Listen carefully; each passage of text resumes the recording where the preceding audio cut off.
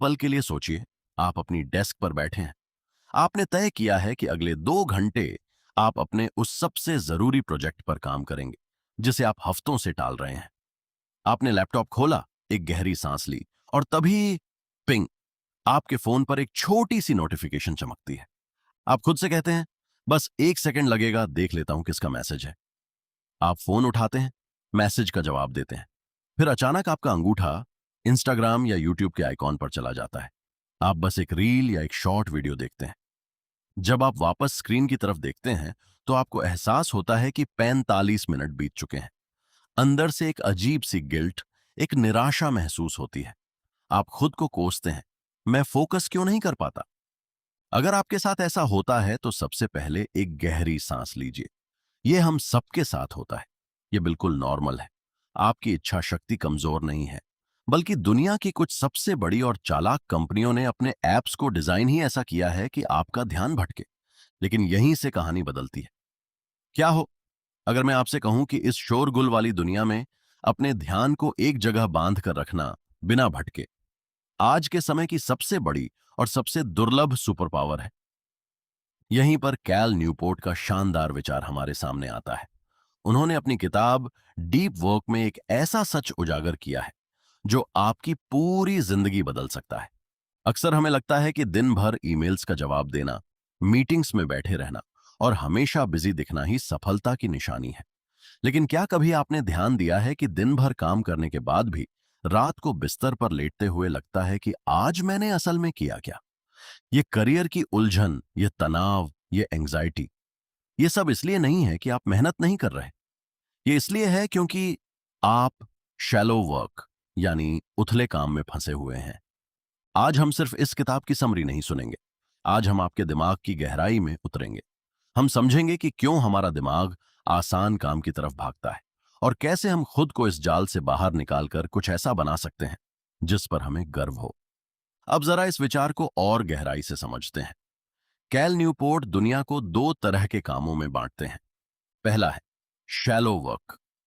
ये वो काम हैं जिनमें ज्यादा दिमाग नहीं लगाना पड़ता, जैसे ईमेल का जवाब देना, डेटा एंट्री करना या सोशल मीडिया पर स्क्रॉल करना।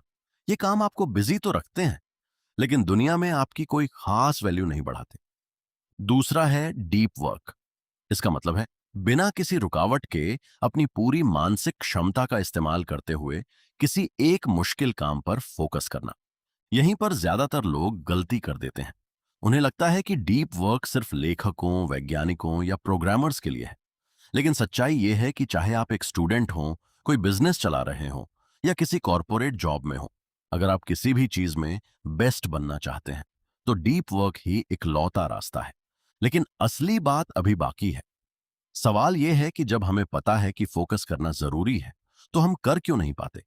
इसे समझने के लिए हमें थोड़ा साइकोलॉजी और हमारे दिमाग की बनावट को समझना होगा। मान लीजिए आप एक बहुत ही गहरी रिपोर्ट बना रहे हैं। बीच में आपने सिर्फ 10 सेकंड के लिए अपना इनबॉक्स चेक किया। आपने एक ईमेल पढ़ा जिसमें आपके बॉस ने कुछ मांगा है।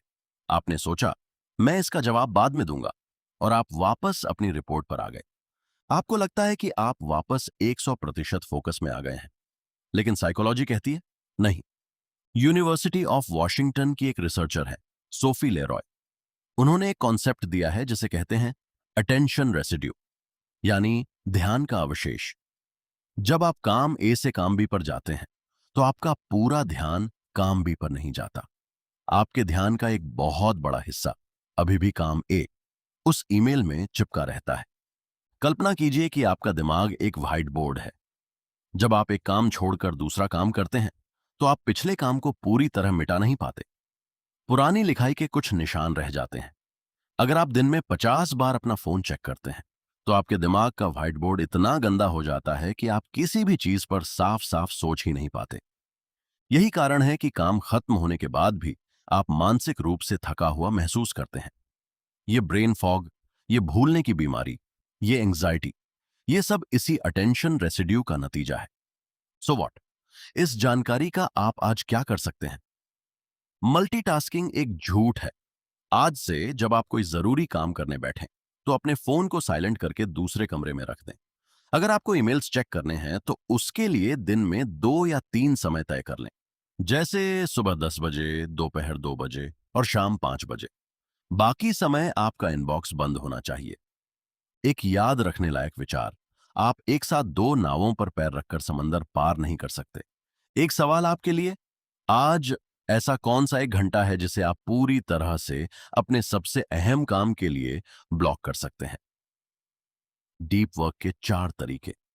अब आपके मन में शायद यह चल रहा होगा, मेरी जॉब ऐसी है कि मुझे लोगों के मैसेज का जवाब देना ही पड़ता है, मैं कैसे सन्यासी बन जाऊं? घबराइए मत, लेखक इससे भी आगे की बात बताते हैं। वो कहते हैं कि डीप वर्क करने का कोई एक फॉर्मूला नहीं है। आपको अपनी जिंदगी और अपनी पर्सनैलिटी के हिसाब से अपना तरीका चुनना होगा। उन्होंने 4 तरीके बताए हैं। मोनास्टिक अप्रोच, सन्यासी तरीका। यह उनके लिए है जो खुद को दुनिया से पूरी तरह काट लेते हैं। जैसे मशहूर साइकोलॉजिस्ट कार्ल जंग, जिन्होंने एक जंगल में बिना बिजली का एक टॉवर बनवाया था ताकि वो बिना किसी डिस्टरबेंस के सोच सकें और लिख सकें। जाहिर है, हम में से ज्यादातर लोग ऐसा नहीं कर सकते। बाई मोडल अप्रोच, दो तरफा तरीका। इसमें आप अपने समय को बांट लेते हैं। जैसे हफ्ते के 4 दिन आप आम लोगों की तरह काम करते हैं, मीटिंग्स करते हैं, लेकिन बाकी के 2 या 3 दिन आप पूरी तरह से गायब हो जाते हैं और सिर्फ अपने बड़े प्रोजेक्ट पर काम करते हैं। रिदमिक अप्रोच, रिदमिक तरीका। यह है हम जैसे आम लोगों के लिए सबसे बेहतरीन है। इसका मतलब है हर दिन एक फिक्स समय पर डीप वर्क करना। मशहूर कॉमेडियन जेरी सीनफेल्ड हर दिन चुटकुले लिखते थे और कैलेंडर पर एक लाल क्रॉस एक्स लगा देते थे। उनका एक ही नियम था, इस चेन को टूटने मत दो।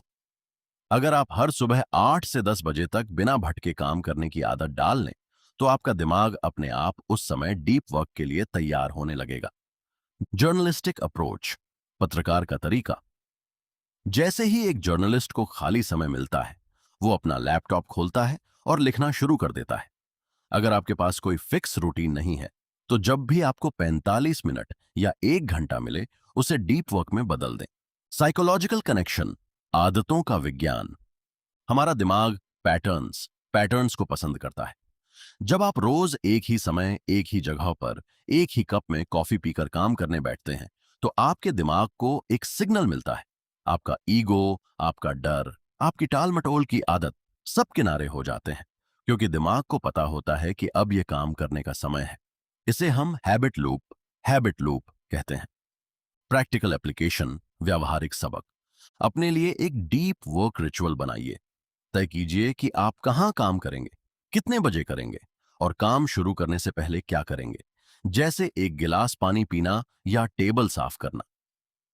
एम्ब्रेसिंग बोर्डम, बोरियत को गले लगाना। जो अगला सिद्धांत है वही पूरी किताब का सबसे शक्तिशाली और चौंकाने वाला विचार है।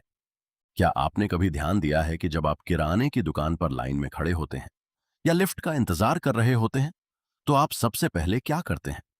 आप अपनी जेब में हाथ डालते हैं और फोन निकाल लेते हैं। लेखक कहते हैं, यहीं से हमारी सबसे बड़ी हार शुरू होती है।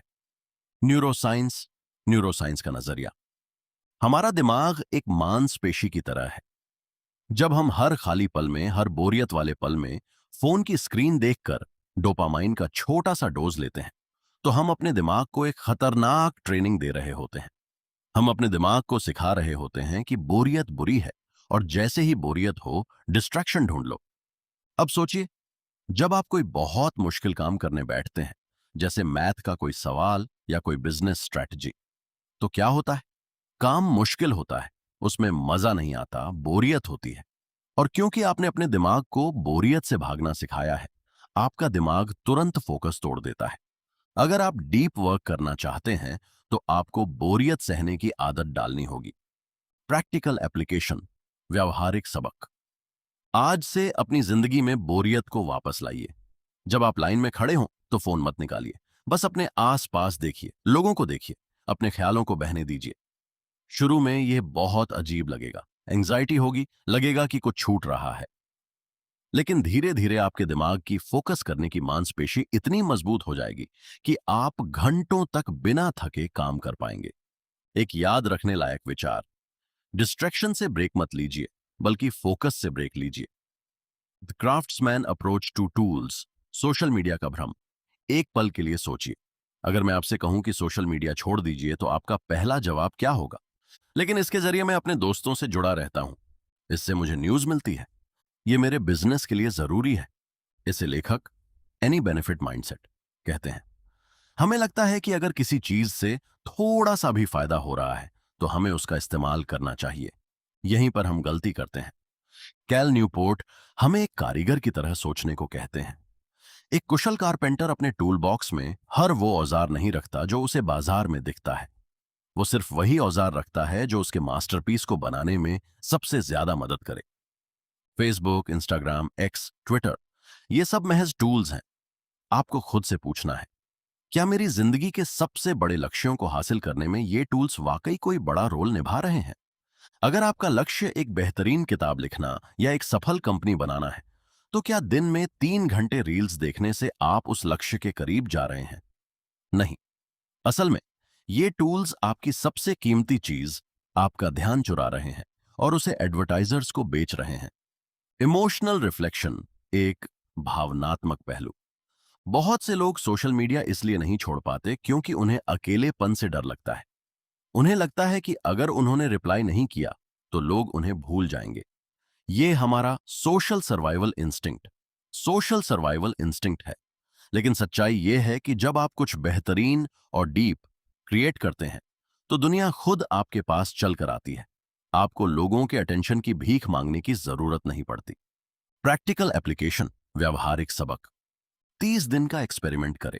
30 दिनों के लिए उन सोशल मीडिया ऐप्स को डिलीट कर दें जो आपके लिए सबसे ज्यादा डिस्ट्रैक्शन पैदा करते हैं। 30 दिन बाद खुद से 2 सवाल पूछें। क्या मेरी जिंदगी इन 30 दिनों में बर्बाद हो गई? क्या लोगों को सच में इस बात से कोई फर्क पड़ा कि मैं वहां नहीं था? ज्यादातर लोगों का जवाब नहीं होता है। ड्रेन द शैलोज, उथले काम को खत्म करना। लेकिन कहानी का सबसे महत्वपूर्ण हिस्सा अभी शुरू होता है। मान लीजिए आपने सोशल मीडिया कम कर दिया, आप बोरियत सहने लगे। लेकिन उस ऑफिस के काम का क्या जो करना ही पड़ता है? इस हिस्से में लेखक टाइम ब्लॉकिंग का जादू सिखाते हैं। पार्किंसंस लॉ कहता है कि काम उतना ही फैल जाता है जितना उसे करने के लिए समय दिया जाता है। अगर आप तय करते हैं कि मैं आज ईमेल का जवाब दूंगा, तो आप पूरा दिन उसी में निकाल देंगे। इसकी जगह अपने दिन के हर मिनट को प्लान करें। साइकोलॉजी ऑफ डिसीजन मेकिंग, निर्णय लेने का मनोविज्ञान। जब आप सुबह उठकर यह सोचते हैं कि आज मुझे क्या करना चाहिए, तो आप अपनी बहुत सारी दिमागी ऊर्जा, मेंटल एनर्जी, महज निर्णय लेने में ही खर्च कर देते हैं। इसे डिसीजन फटीग कहते हैं। जब आपका दिन पहले से ब्लॉक होता है, जैसे 9 से 11 बजे तक प्रोजेक्ट राइटिंग, 11 से 11 बजकर 30 मिनट तक ईमेल, 11 बजकर 30 मिनट से 1 बजे तक रिसर्च, तो आपके दिमाग को सोचना नहीं पड़ता। उसे बस उस प्लान को फॉलो करना होता है। प्रैक्टिकल एप्लीकेशन, व्यवहारिक सबक। हर शाम जब आपका काम खत्म हो तो अगले दिन का एक रफ शेड्यूल बना लें। और सबसे जरूरी बात, एक शटडाउन रूटीन बनाएं। शाम को 5 या 6 बजे, जो भी आपका समय हो, अपने लैपटॉप को बंद करें और खुद से जोर से कहें, शट डाउन कंप्लीट। इसके बाद काम के बारे में कोई विचार नहीं, कोई ईमेल नहीं। आपके दिमाग को रिचार्ज होने के लिए इस आराम की सख्त जरूरत होती है। अगर आप 24 घंटे काम के बारे में सोचेंगे तो अगले दिन आप कभी डीप वर्क नहीं कर पाएंगे।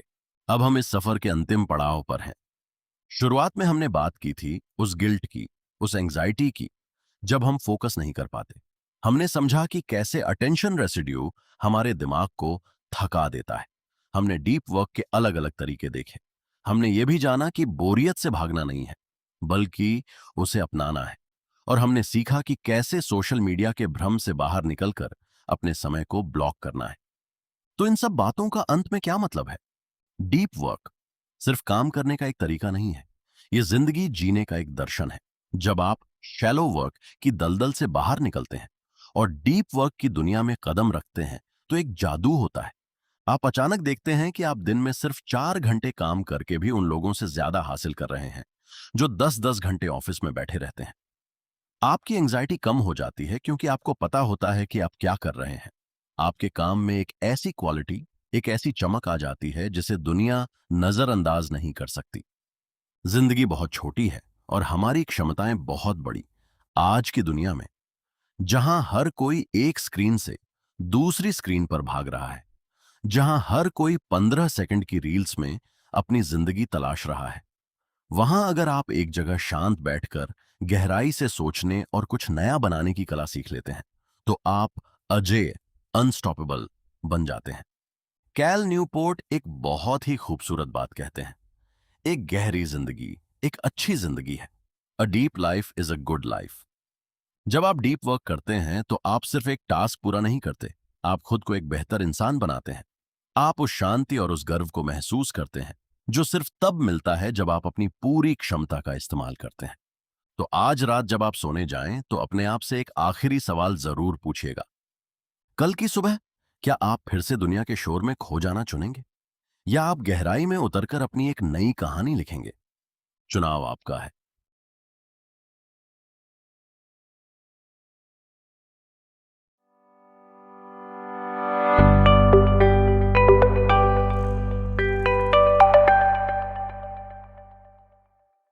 दोस्तों, अगर इस किताब की एक भी सीख आपके काम आई हो, तो ज्ञानकोश ऑडियो को अभी सब्सक्राइब कीजिए। यहां हम दुनिया की बेहतरीन किताबों का सार आसान हिंदी में आपके लिए लेकर आते हैं। सुनने के लिए आपका दिल से धन्यवाद। अगली किताब के साथ फिर मिलेंगे। तब तक सीखते रहिए, आगे बढ़ते रहिए और याद रखिए, हर किताब का सार आपकी सफलता का आधार।